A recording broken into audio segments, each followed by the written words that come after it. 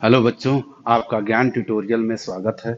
मैं संतोष Srivastava, chemistry lecturer, आपको सबसे पहले नए वर्ष की हार्दिक शुभकामनाएं देता हूं और मैं आशा करता हूं कि इस समय आप बोर्ड की अच्छे से तैयारी कर रहे होंगे।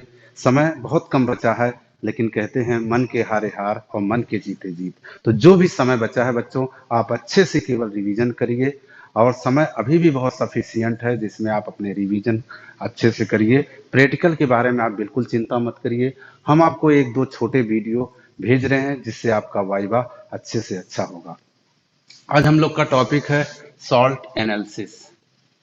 सॉल्ट एनालिसिस, इसमें बच्चों दो चीजें होती हैं, एक एसिडिक रेडिकल और एक बेसिक रेडिकल। आज हम बेसिकली बात करेंगे बेसिक रेडिकल के बारे में। बेसिक रेडिकल के बारे में इसे कुछ बच्चे केटायन के नाम से भी जानते हैं। तो आप केटायन मतलब प्लस वाले, तो जितने प्लस वाले होते हैं बच्चों वो सब क्या कहलाते हैं, आपके बेसिक रेडिकल या केटायन। अगर हिंदी मीडियम के हैं बच्चे तो उसे क्षारीय मूलक कहते हैं। और माइनस वाले को हम नेक्स्ट टर्न पे आपको एक वीडियो देंगे। तो बेसिक रेडिकल में सबसे पहले हम आपको बताते हैं ग्रुप, और ग्रुप के बाद ये होता है रिएजेंट, और इसके बाद आपका ये बेसिक रेडिकल। तो ग्रुप, जीरो ग्रुप, ध्यान दीजिए प्रैक्टिकल का ग्रुप है ना कि पीरियाडिक टेबल का। तो जीरो ग्रुप, जीरो ग्रुप का जो रिएजेंट होता है बच्चों वो NaOH होता है। और इसमें जो बेसिक रेडिकल है उसका नाम है अमोनियम। इसी तरीके से फर्स्ट ग्रुप जो होगा आपका वो आपका होगा डाइल्यूट HCl।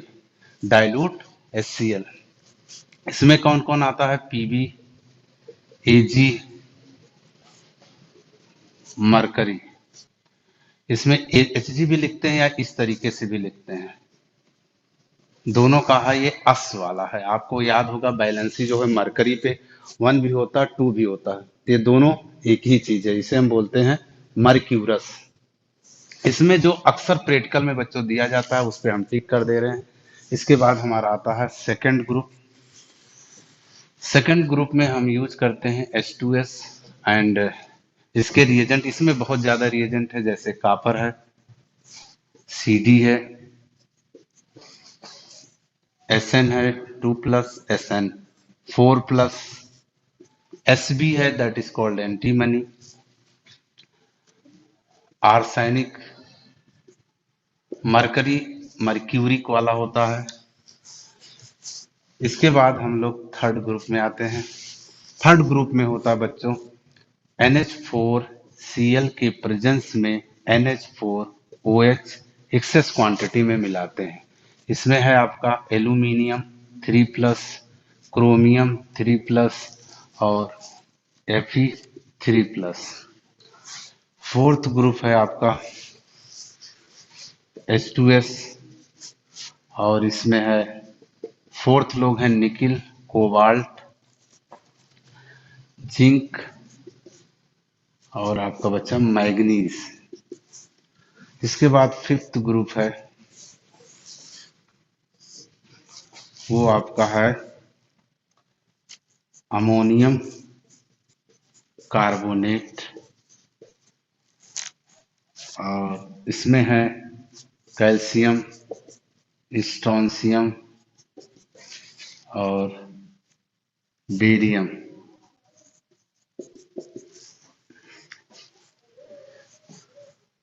और सिक्स ग्रुप में है बच्चों डाई सोडियम हाइड्रोजन फॉस्फेट, और इसमें क्या है मैग्नीशियम। तो ये रिएजेंट बच्चों वाइवा में अक्सर आपसे पूछा जाता है कि अमोनियम किस ग्रुप का है। जैसे आपने आपकी कॉपी एग्जामिनर ने खोला और पूछा कि अमोनियम किस ग्रुप है, तो आप तुरंत जवाब दीजिए जीरो ग्रुप का। उसका रिएजेंट क्या है, उसे हिंदी में बोलते हैं अभिकर्मक क्या है, तो सोडियम हाइड्रोक्साइड। और इसके बाद फर्स्ट ग्रुप का देख रहे हैं डाइल्यूट HCl है। इसमें कौन कौन है, इसमें अक्सर बच्चों कापर और कैडमियम दिया जाता है। और जो भी आपके स्कूल में आया तो आप इस तरीके से यहाँ पे याद कर सकते हैं। इसमें ये तीनों में से ये दोनों बहुत ज्यादा दिया जाता है, इसके कुछ जैसे इनके जो है बच्चों कलर जो आएंगे वो वाइट कलर आएंगे, और इसमें ब्लैक होगा, बी लिख दे रहा हूं मैं ब्लैक, और इसका हो जाएगा येलो। तो ये दोनों बहुत ज्यादा दिया जाता है। इसमें वाइट, क्रोमियम ग्रीन, और ये आपका रेडिश ब्राउन, रेडिश ब्राउन, ये दोनों आपके हो जाएंगे ब्लैक, और ये हो जाएगा वाइट, और ये आपका थोड़ा सा पिंक, हल्का पिंक कलर करके या ब्राउन कर सकते हैं।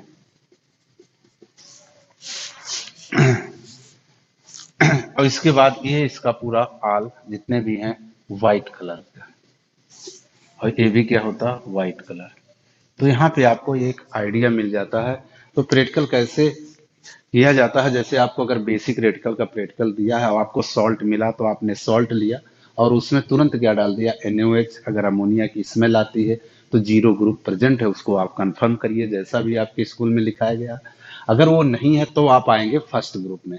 फर्स्ट ग्रुप में आने पे बच्चों उससे पहले हम उसको OS बनाते हैं। What is the OS? Original solution. Original solution कैसे बनाया जाता है? जैसे हिंदी मीडियम बच्चे मूल विलयन कहते हैं। मूल विलयन को क्या करता है, आप पानी में सॉल्ट को डिजोल्व कर लेंगे, अगर घुल गया तो ओरिजिनल सोल्यूशन है, अगर नहीं डिजोल्व हुआ तो आप डाइल्यूट HCl में, और अगर इसमें नहीं डिजोल्व हुआ तो आप फिर कंसंट्रेट HCl में डिजोल्व कर लेंगे। Transparent solution that is called OS, यानी ओरिजिनल सोल्यूशन। फिर उसको आप थोड़ा पानी डाल करके डाइल्यूट जैसे करेंगे तो डाइल्यूट HCl हो जाएगा। अगर फर्स्ट ग्रुप का होगा तो व्हाइट कलर आ जाएगा। उसके बाद अपने नोट से आप उसको कंफर्म करिए कौन सा है। वैसे जनरली बच्चों PB दिया जाता है। सेकंड ग्रुप का रिएजेंट H2S होता है, और H2S, और जो इनके प्रेसिपिटेट आता है, जैसे अगर ये कापर का आया तो ये कापर सल्फाइड, कापर सल्फाइड का प्रेसिपिटेट आएगा। अगर ये लेड का आया तो लेड क्लोराइड का। अब अगर एग्जामिनर पूछता है कापर, ये ब्लैक कलर आ गया तो आप क्या बताओगे? कापर सल्फाइड का। तो कापर सल्फाइड का फार्मूला क्या हुआ? फिर आप ऐसे बता सकते हैं, Cu पे 2+, S पे 2-, दोनों कैंसिल हो जाएंगे तो क्या आया फार्मूला? CuS, यानी कापर सल्फाइड इसका प्रेसिपिटेट आया। इस तरीके से आप किसी के भी प्रेसिपिटेट बता सकते हैं।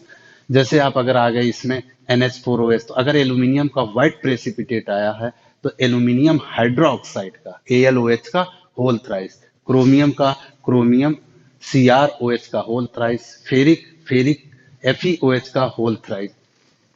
तो जब आपका रेडिस आ गया तो उसका आप आगे जा करके उसको कंफर्म कर सकते हैं कि आगे आयरन को और कंफर्म करने के लिए उसमें कंफर्मेटरी टेस्ट आपके नोट्स में या फाइल में लिखा होगा। फिर अगर आपका फोर्थ ग्रुप का आया तो अगर यहाँ पे निकिल आया तो निकिल सल्फाइड का प्रेसिपिटेट आएगा, कोबाल्ट सल्फाइड का प्रेसिपिटेट। ऐसे इसमें बच्चों कैल्शियम कार्बोनेट, अगर कैल्शियम आया तो कैल्शियम कार्बोनेट का प्रेसिपिटेट होगा।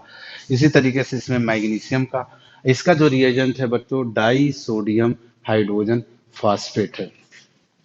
तो एग्जामिनर भी आपसे बहुत ज्यादा नहीं गहराई में, जैसे आपका अमोनियम किस ग्रुप में, अब वाइबा का क्वेश्चन जैसे आयरन का अगर आप टेस्ट दे रहे हैं तो आयरन किस ग्रुप का है? आयरन सर थर्ड ग्रुप का। उसका रिएजेंट क्या होता है? NH4OH।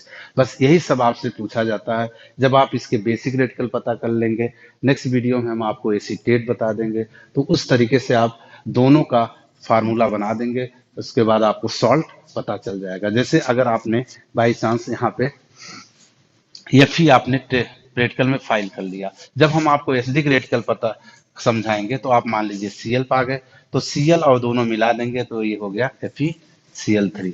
तो इस तरीके से आप बता सकते हैं एग्जामिनर को कि कौन सा हमको सॉल्ट मिला था। जैसे अगर आप यहाँ पे लेड पता कर ले गए बच्चों, लेड, और लेट के बाद अगर आप जब वो बेसिक रेडिकल करिएगा तो उसमें मान लो आप, सॉरी एसिडिक रेडिकल करिएगा तो अगर उसमें आपका क्या आ गया? एसीटेट आ गया। तो एसीटेट और ये दोनों मिला देंगे तो आपका सॉल्ट क्या पता चल गया? CH3CO whole twice PB। यानी आपको सर ने या मैम ने कौन सा सॉल्ट दिया था? Lead acetate. तो इस तरीके से आप पहले माइनस प्लस पता कर लेंगे, केटायन एंड एनायन, और इस तरीके से आप साल्ट का फॉर्मेशन कर सकते हैं। अब इसमें माइन्यूट माइन्यूट चीजें क्या हो सकती है बच्चों? एक तो ये हो सकता है ओरिजिनल सोल्यूशन जो हमने आपको बता दिया। दूसरा क्या क्वेश्चन हो सकता है? कि जब हम H2S सेकंड ग्रुप में भी है और फोर्थ ग्रुप में है, तो ऐसा कि हम सेकंड ग्रुप के रेडिकल को ढूंढ रहे हूं, कहीं ऐसा ना आ जाए फोर्थ ग्रुप का, और फोर्थ ग्रुप का रीजन ढूंढ रहे हो तो कहीं ऐसा ना आ जाए सेकंड ग्रुप के। तो आप वहां जवाब दे सकते हैं ऐसा होता नहीं है। क्यों नहीं होता है? कि जो हमारा बच्चों सेकंड ग्रुप H2S डाला जाता है, वो HCl के प्रेजेंस में डाला गया है। इसके प्रेजेंस में, HCl के प्रेजेंस में। तो ये H2S जब ब्रेक हुआ, तो यहाँ पे आपका कॉमन आयन, जब एक जैसा आयन होगा तो उसे बोलते हैं बच्चों कॉमन आयन। तो H2S एक वीक एसिड है। वीक एसिड है तो इसका आयोनाइजेशन भी लेस होगा, और ऊपर से कॉमन आयन इफेक्ट पड़ेगा, तो उस सल्फाइड का कंसंट्रेशन घट करके इतना कम हो जाएगा, केवल सेकंड ग्रुप का रेडिकल का टेस्ट देगा। आप लोग फर्स्ट ईयर में एक सॉल्युबिलिटी प्रोडक्ट पढ़े होंगे। सॉल्युबिलिटी प्रोडक्ट बच्चों ऊपर से नीचे बढ़ता है।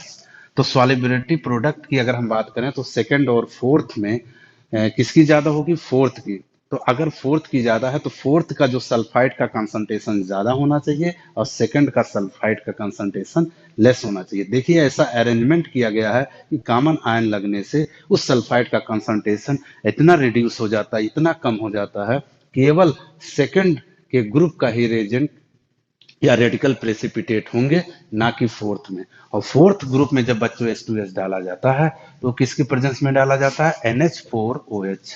अगर हम NH4OH को ब्रेक करें तो NH4 plus and OH minus, और इसके नीचे अगर हम H2S ब्रेक करें तो यहाँ पे बच्चों कोई कॉमन आयन इफेक्ट नहीं पड़ेगा। और जब कोई कॉमन आयन इफेक्ट नहीं पड़ेगा तो इस समय सल्फाइड का कंसंट्रेशन ज्यादा होगा, और यहाँ पे हमें चाहिए भी, क्योंकि ऊपर से नीचे चलने पर सॉल्युबिलिटी प्रोडक्ट इंक्रीज होता है, और सॉल्युबिलिटी प्रोडक्ट अगर इंक्रीज होता है तो यहाँ पे सल्फाइड का कंसंट्रेशन ज्यादा चाहिए। इस तरीके से बहुत अच्छा वाइवा यहाँ पे आप दे सकते हैं। और यहाँ से एक क्वेश्चन बनता है कि H2S की स्मेल कैसी है? तो याद रखिएगा रोटेन है। एक बहुत माइन्यूट और है कि जब हम थर्ड ग्रुप में बच्चों NH4OH से पहले HNO3, HNO3 हम यहाँ थोड़ा सा मिलाते हैं। HNO3 मिलाते हैं क्यों? तो एक अच्छा सा क्वेश्चन है कि जब हम थर्ड ग्रुप में जाने से पहले थोड़ी सी नाइट्रिक एसिड क्यों मिलाते हैं? क्योंकि फेरस को वो फेरिक में बदल दे।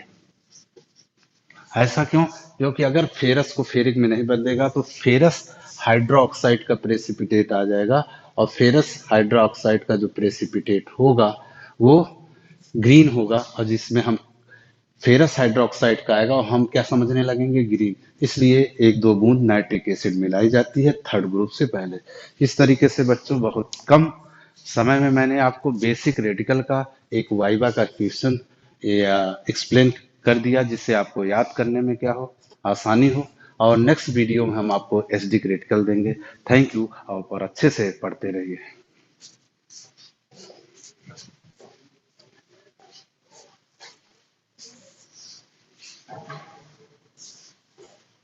ठीक है।